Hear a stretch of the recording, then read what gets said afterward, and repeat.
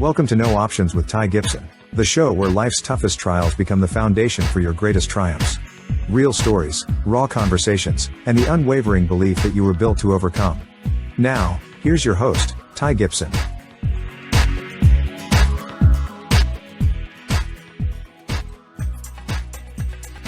Hey guys, I am super excited today, we always have some really cool guests on the show, and I'm very fortunate and blessed for that. But man, I'm really excited today because, guys, if you ever think about challenges, we talk about no options, just being able to get through things and trying to encourage each other, throw our arms around each other, help each other through things. Man, you better buckle up today because I've got a guest that I am excited to introduce you. But first, it was very ironic.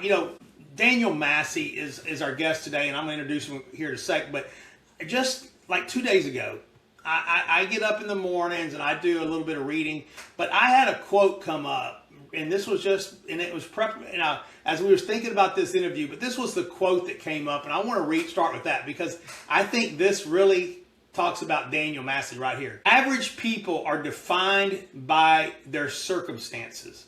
Extraordinary people are defined by the decision to defy them. And so, guys, I don't think that that right there talks about Daniel Massey better than anybody I can say. But Daniel, thank you for being on the show today, man. I am so honored to have you. Yeah, my pleasure. I'm honored to be here.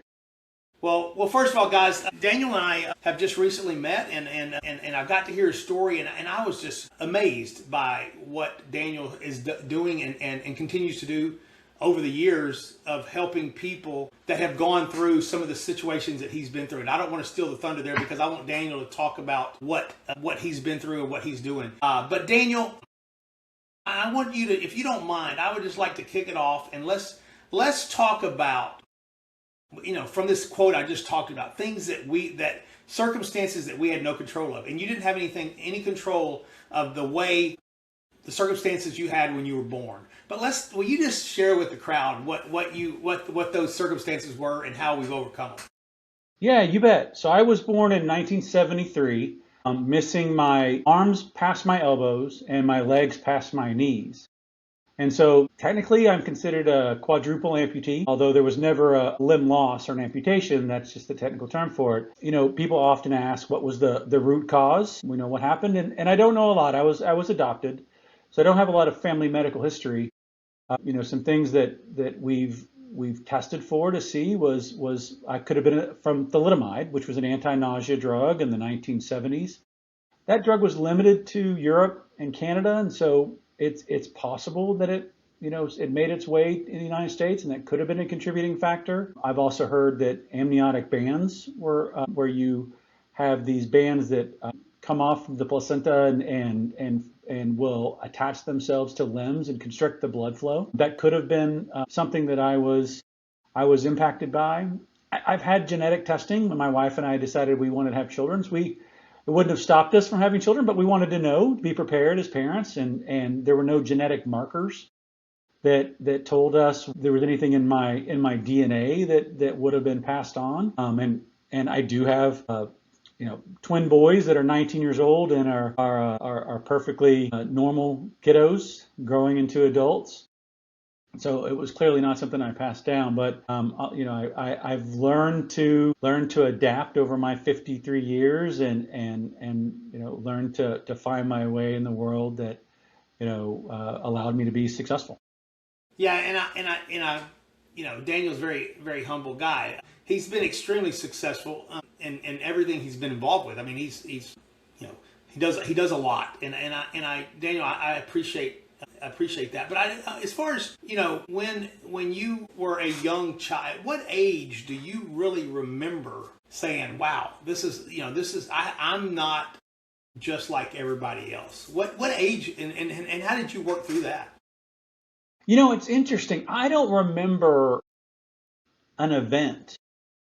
And I think it's because it's probably always been present since before I could speak or understand. One of the amazing things about my parents, and by the way, I listened to your story in one of your previous pods, and we have a lot of similarities in the way that we were raised. One of the things that was really important to my parents was we're not going to move around. We're going to let our roots grow extremely deep in a neighborhood that I was fortunate to have a lot of kids my age that were, on the street. And so those same kids that I was playing with at 3 and 4 and 5 years old were the same kids I graduated high school with and I'm still friends with today.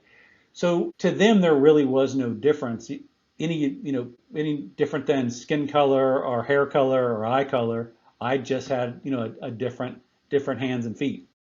And so I don't really have that momentous moment where I noticed that things were different. And that's awesome because, I think about kids and I always wonder, because my story had some similarities to where at a point where I was always wanted to be like everybody else. And I can only imagine that. And you're right. I mean, you get with your friend group and these kids that you grow up with, and it's just part of the way we are, which is, it's a beautiful thing, right? God has a plan for us and there's a reason, right? There's a reason for it. And you've done you've changed a lot of people's minds and just being able to talk to people, tell your story, as I always encourage people to continue to tell your stories. But now, what Daniel? You're absolutely involved with a lot. Obviously, I know you work for Dell Computers, and you've been there for a long time, and made a difference there just by people you worked around. I'm sure it's probably, how would I say it? When they see you pushing through, I am sure it is hard for them to complain about a whole lot. Right? But I want people to realize, at what age did you start being able to, you got involved with a hospital in Dallas that did some amazing things that we're going to bring up here shortly. Talk a little bit about that. When were you able to adapt to being able to do everything? Because from what I understand, you didn't really slow down. You were, in fact, you did everything you could imagine growing up. Yeah, actually, the hospital, as big as my parents were into my development, I would say the hospital had an equal impact to me. And so, I started going to Texas Scottish Rite Hospital for Children in probably at the age of 2, so 74, 75. And at a very early age, there was a tendency at the time to try to make children look whole. So I had, skin tone colored legs and skin tone colored prosthetic arms. It was a real hindrance to me growing up. You don't have the sense of feel for anything because all my extremities were covered pretty much. Couldn't move around, couldn't run, couldn't play. And Scottish Rite was, very early on in my life, was really, really tuned into what a kid needs. And a kid needs to run, to play, to be mobile. And so they very quickly changed all of my prosthetics and said, Daniel, if you don't want to wear prosthetic arms, you don't have to, because at this point they're purely cosmetic. If you don't want to wear prosthetic legs and you can move around without them, we'll build you something that allows you to do that. So they actually, and my first prosthetist actually hand carved me a pair of feet and prosthetic legs that I would wear that were very short and allowed me to run and play and be a kid. And that model was so impactful to me because that was what I needed to be happy and to make friends and be confident. And so they still use that to this day. And so if you go to Scottish Rite, you visit the prosthetics room, you'll see, they're working on a leg for a ballet dancer where the toe is pointed, or they're working for an arm that connects to a bicycle that can use the brake. Or I have, sitting behind me, you can't see it now, but I've got a pair of cycling legs, I've got a pair of snow skiing legs, I've got a pair of water skiing legs, a pair that I just wear around the house like house shoes, and then I've got 2 pair that I wear, every day, that depend if I'm going to wear cowboy boots or if I'm going to wear tennis shoes. And so Scottish Rite really built that model to, let's find out what the emotional needs are and the physical needs are, and let's work around that. And so that really was a huge shaping event in my life, was that very first time they took the old tall legs with the knees and the arms and basically set them aside and said, all right, now let's work on what do you need? What do you need to be happy? Well, it's amazing too. I mean, you talk about Scottish Rite, and I had the pleasure just recently to go down and visit And I got to go into the room that you just got, we're just talking about, as far as them customizing these prosthetics for these kids. And guys, I don't even have the words to even describe that. It's such an amazing place, that what they're doing there. And Daniel, and I really believe you going in there and you challenging, and your mindset of, I'm no different. Just, guys, I just need help getting the right tools to get to what I'm doing. You went in there with a mindset, though. And I think a lot of times we tackle our challenges with a different mindset. And it's really, a lot of this determines how we approach it, right? I mean, your mindset, I know you're a very positive minded person, and what do you contribute I would say your success, but your adaptability to get through what you've been through due to mindset? How is that played in this role? My parents had said a lot growing up. One of the quotes I heard was, if you think you can, you can, which is such a simple phrase, but it's a very powerful phrase, because the word think is the primary word. And so what they didn't say was talk about overcoming obstacles, because the minute you talk about overcoming an obstacle, you're acknowledging the obstacle exists. And so we never had that conversation. And I can think of, multiple tentpole events in my life where my parents didn't give me an option. So, I'll give you a couple. One of the first ones was, I was moving from kindergarten to elementary school, and I can remember this day like it was yesterday. My dad said, you've got to go learn to dress yourself and learn to, use a public restroom on your own, which is tough for any 6-year-old, right? Much less someone who's got a disability. And he basically handed me a bunch of clothes and said, now go in your room and learn to dress yourself and come out when you're done. It wasn't tell me what help you need. It was, let me know when you're ready. And then we did find that there were some things I needed. I couldn't use a pants zipper at the time. And so he took out all the zippers in all my blue jeans and put in a Velcro strip until I was able to learn how to do it a couple years later. And then we didn't have that issue anymore. He was a very calm person, very calm. And I remember I made him exceedingly frustrated with me. And he never yelled, but I could feel the tension. We were driving home from school, and I was watching as my friends were going to go play organized soccer. We're thinking probably 10 to 12 years old. And I said out loud, I wish I could play soccer. And I have never seen him get so frustrated. It was like, what do you mean you wish? Like, let's go do it. And so he signed me up for soccer, and I played soccer. Since then, I played football all the way through high school because, I could see and still remember his frustration with, like, what do you mean you wish? Like, that's a ridiculous thing. Wishing and hoping is not doing. And so if you think you can was always kind of in this mindset they really instilled in me. Which is beautiful. I mean, it's just, I love hearing that. And you mentioned earlier before we started recording a lot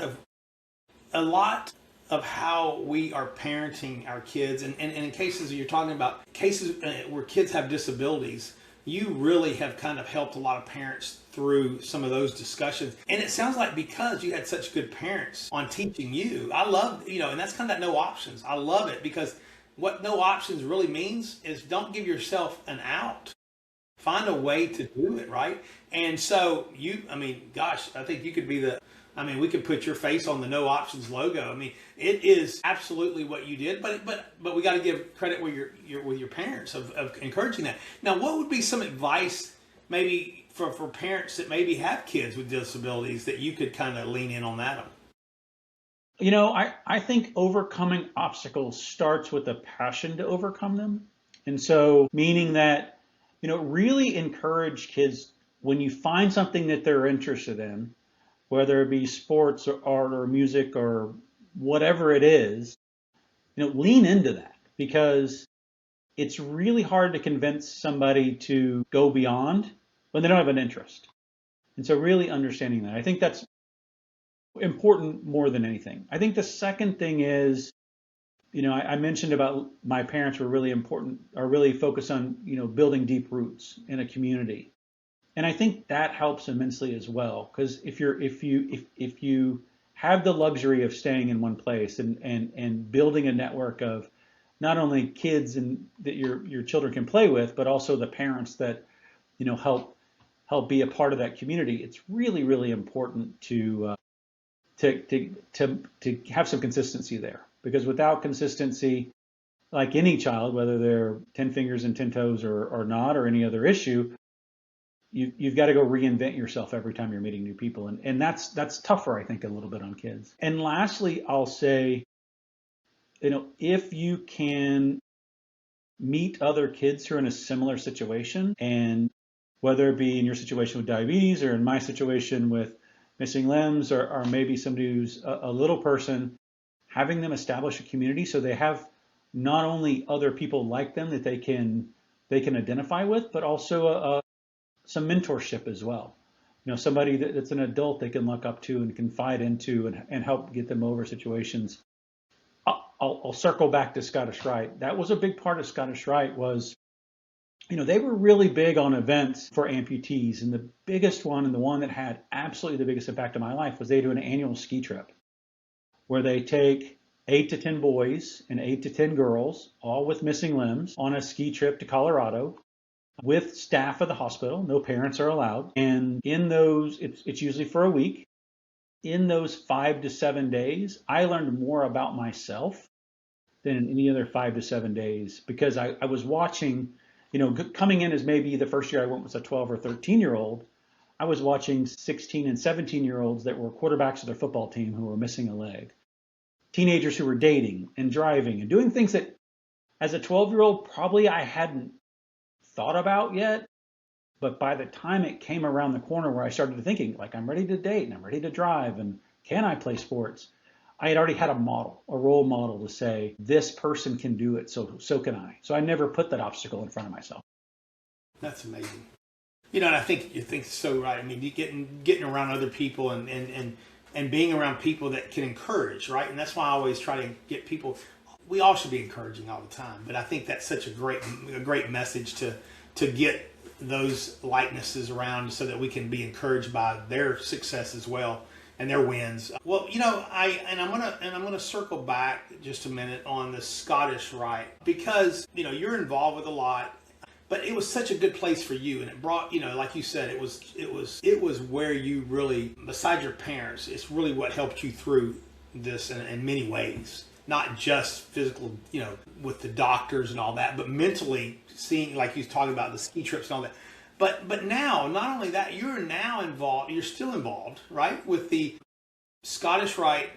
He's on the board here in the Central Texas division, and I'm so excited, guys. I am brand new, but I just got to join the board with Daniel. And Daniel, I want to make this opportunity where we could really talk about what good things are still, that are going on there for kids and for parents to hear that maybe in a situation that they could benefit from this as well.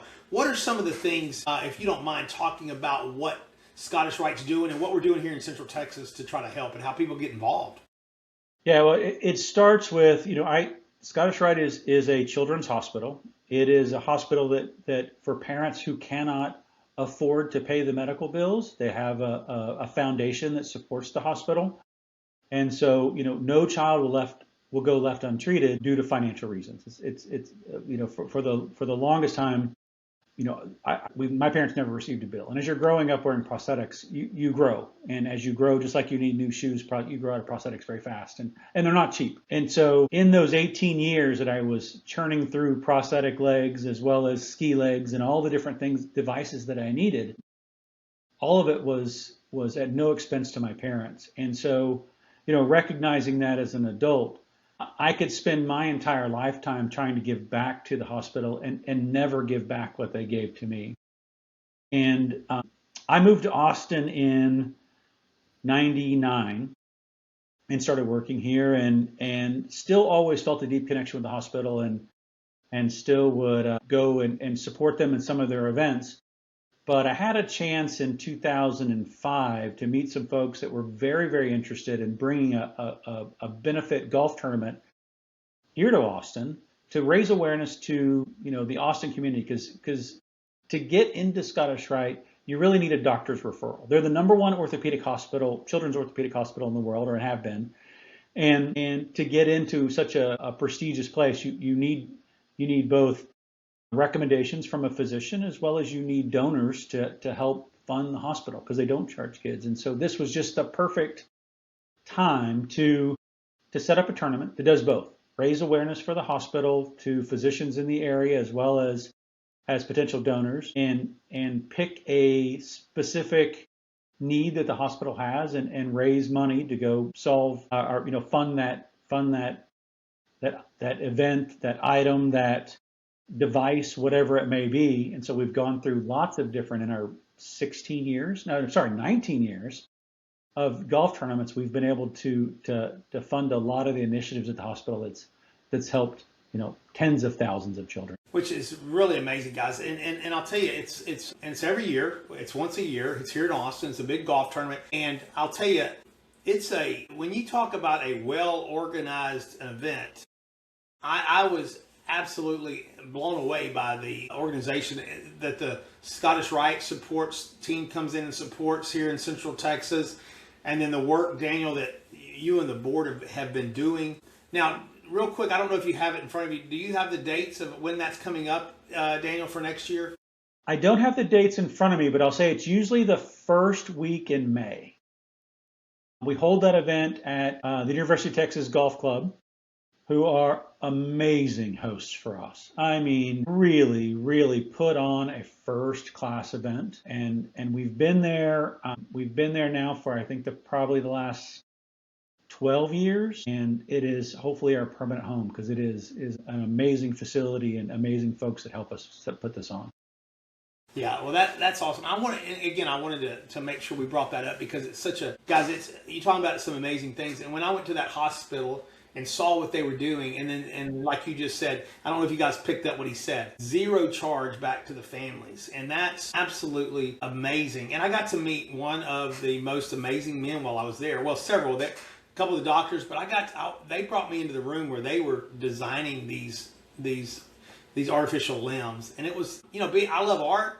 And this guy was an amazing artist, and just to listen to the passion, and he was excited about this kid that was working. He was working on this kid that was about to that was playing football, and he needed a certain time. And it was just, he was so excited telling us about it, guys. But what an amazing organization, and what they're doing is. So if if you guys have any questions about getting involved with that tournament, we would love to get you involved in multiple ways. But Daniel, thank you for that, for the service that you're doing there. Now, I do want to move on. You briefly talked about your family, which I'm so, you told me a little bit about your kids, but I know you're so proud of these kids and your family. You said you have twins that are 19. If you don't mind, tell us a little bit about your family and where they're at and what's going on there, because they're doing some great things.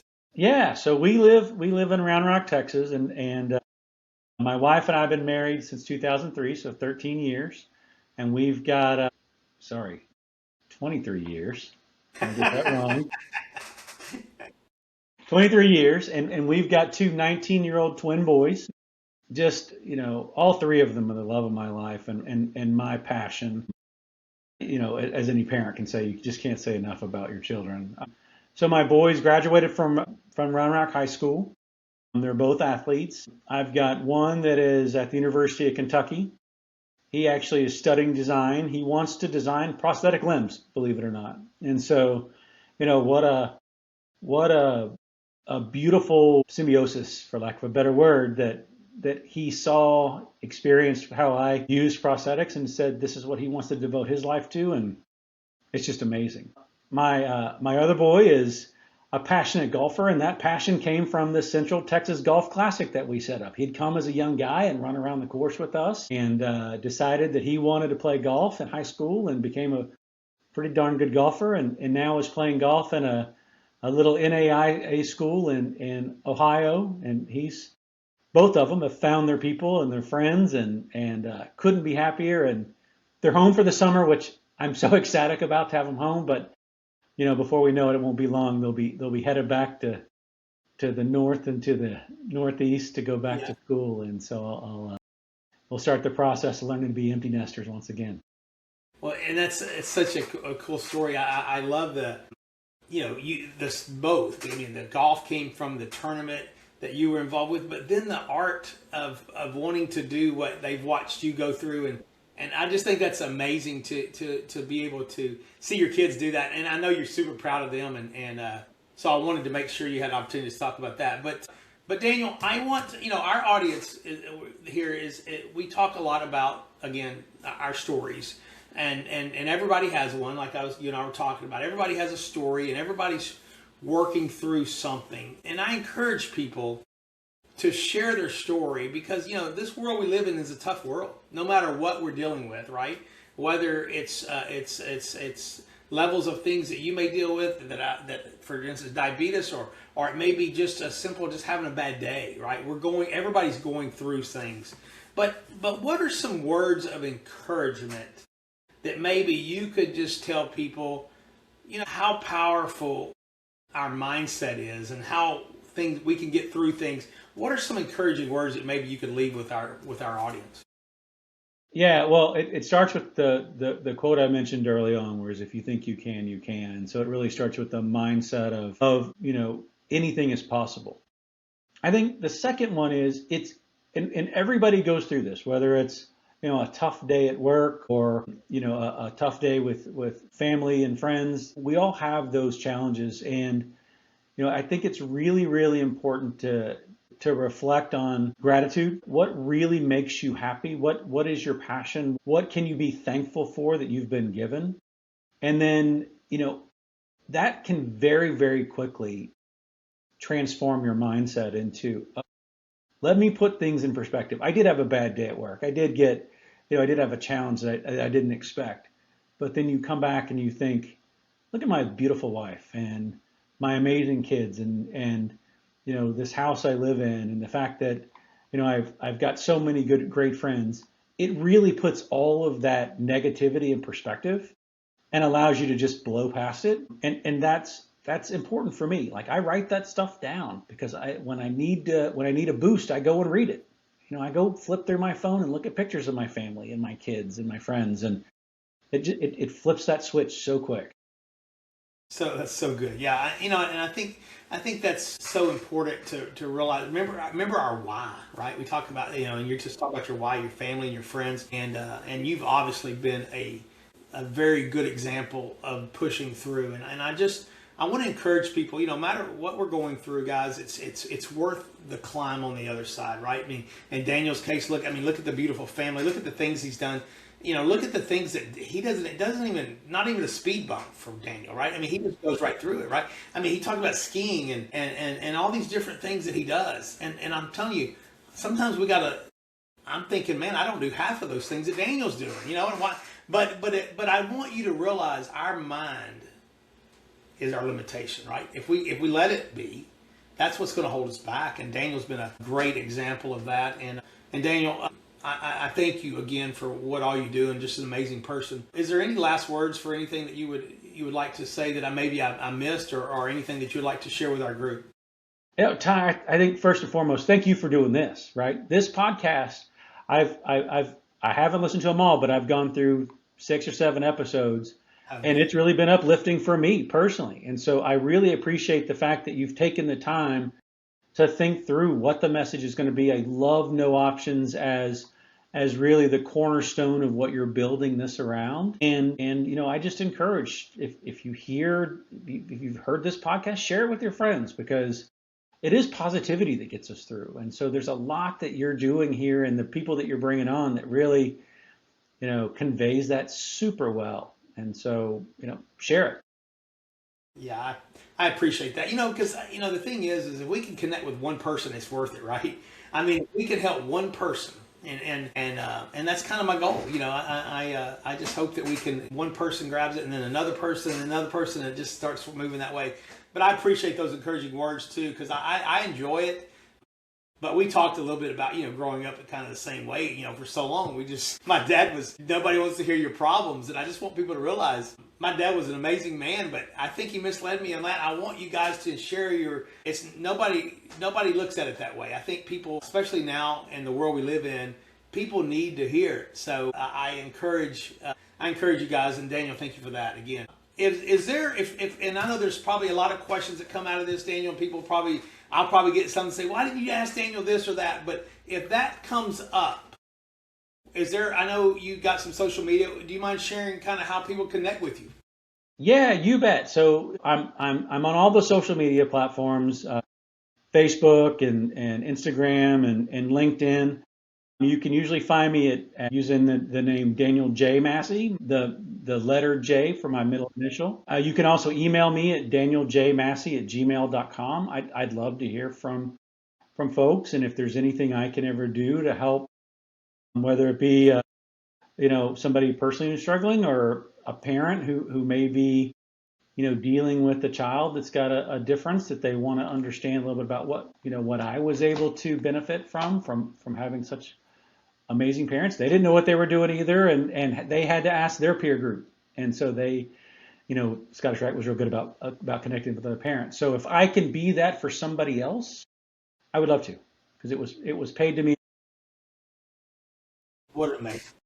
You guys, you heard it right there. I mean, he's willing to help. So please reach out, and if Daniel can help in any way, he's willing to offer that, and it's very, very thankful for that. But Daniel, thanks again for your time. I will tell you this. I mentioned it earlier. I am so jealous of that fish in the background that I'm sitting here thinking I've got to get. Now he's motivated me. I want to go get one of those fish. I have never had the opportunity to catch one that size, so that's my goal now, Daniel. So thank you for that. And I will tell you guys, if that doesn't motivate you, I will tell you, just understand it's up to us of what our results are going to be, right? Our mind is so powerful. So please reach out to, if I can help in any way, if Daniel can help in any way, we'd be glad to do that. And again, thank you guys, and Daniel, I appreciate you. You bet. Thank you.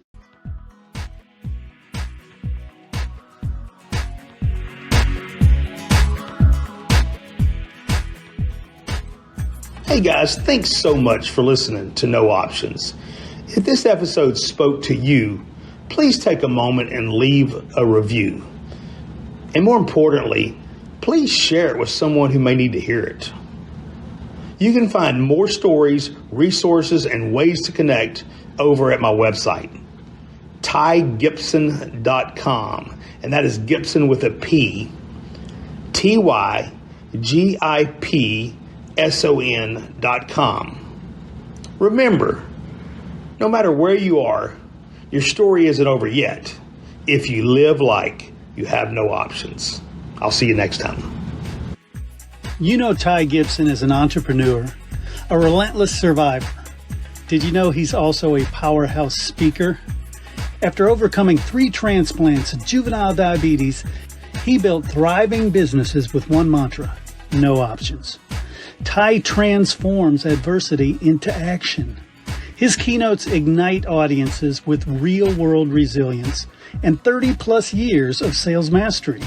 Are you ready to inspire your team? Book Ty Gibson today as your next speaker.